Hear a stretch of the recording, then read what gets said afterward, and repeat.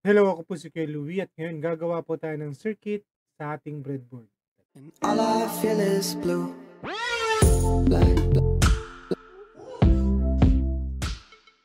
Part 2 na po ito ng ating video. Ito po ay ating breadboard. At maglalagay tayo ng circuit dyan. Kumuha ko ng circuit sa internet. Medyo binago ko lang na onte. Ang purpose po ng circuit na to, yung 9 volts gagawin nating 5 volts. Kailangan po natin ay ang mga sumusunod, battery na 9 volts, diode. Ito po ay IN4007 at ang diode po na ito, kung titingnan nyo po, yan, meron po siyang white stripe sa dulo, indicating po na yun ang negative part. Yung kabila, yun po yung positive part. Ito po yung positive, yung part na to yung negative. So nakaharap po dito yung may white stripe. Iko-connecta ko po yung capacitor. Meron tayong capacitor na 10 microfarad. Dito po yan. May positive and negative yan. So yung negative, yung side na to. Ito yung positive. So ganyan yan. Ay, baliktad. Yan. So magkakonekta po ito. Tsaka ito. Okay. Then, meron tayong 7805 na regulator, transistor. So ito pong first na pin, konektado yan dito, tsaka dito. So dyan papasok yung 9 volts, tapos yung second pin, yan yung negative. Yung third pin, dyan mag-out po yung 5 volts. Another capacitor, wala akong makitang 1 microfarad, kaya gamit na lang tayo ng 10 microfarad ulit dito. Positive, negative. Yan. So negative, yung positive po nakakonekta dun sa third pin ng power transistor. Okay? So we have resistor. Ang resistor po ay walang polarity na susundin. So kahit magkabaligtad po yan. Ang ating resistor po ay ito ay 1000K ohms, 1/4 watts. At meron tayong LED. Yung may arrow na palabas, nag-i-emit kasi siya ng light. So may positive and negative din po yan. So mahabang paa po ay positive, ito ay negative. So pag ganyan. So dapat po may masukat tayo dito na 5 volts dito. Gamit po ang tester. Okay? So lagay ko na po sa ating breadboard. So dito yung diode nasa positive, yung anode. So ito yung diode. Ilalagay ko po yung positive.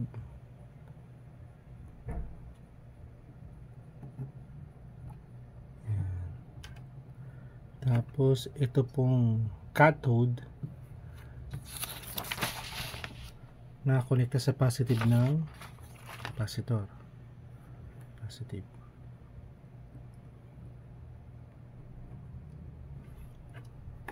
Tapos gamit tayo ng mga jumper cable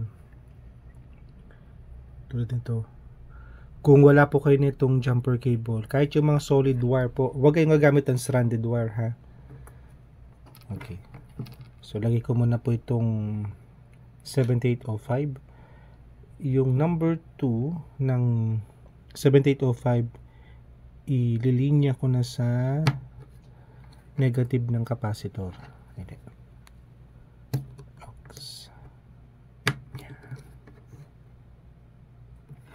Tapos ito po, ito. Okay, lagyan ko ng negative yung number 2.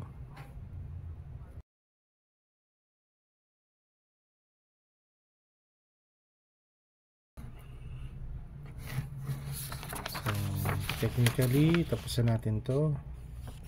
Dito tayo sa number 3 pin.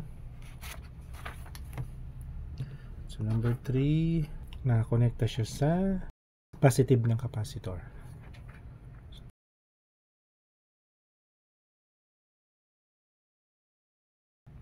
Make sure po na hindi magdidikit yung mga paa ng mga component para hindi mag-short, hindi gagana yung circuit.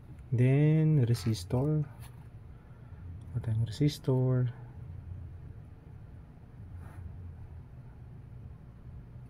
okay. Tapos so positive to, negative to.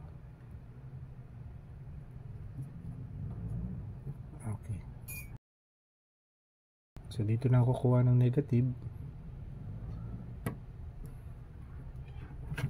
Tapos dito na ako kukuha ng positive sa pin number 3 ng transistor. Di pala pwede to.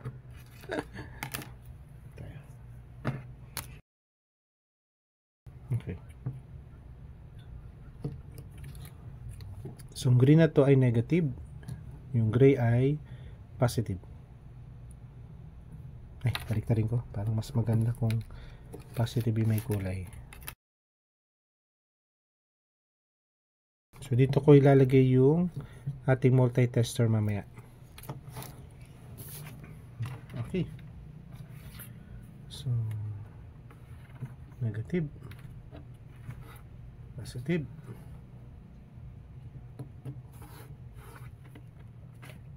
Battery 9 volts, multi-tester, digital multi-tester.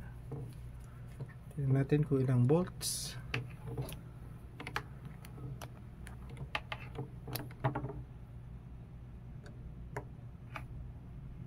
8.44. Kung tama yung circuit na ginawa ko, iilaw yung LED. Ilaw. Tingnan natin kung ilang DC yung masusukat natin dito sa gray at sa green.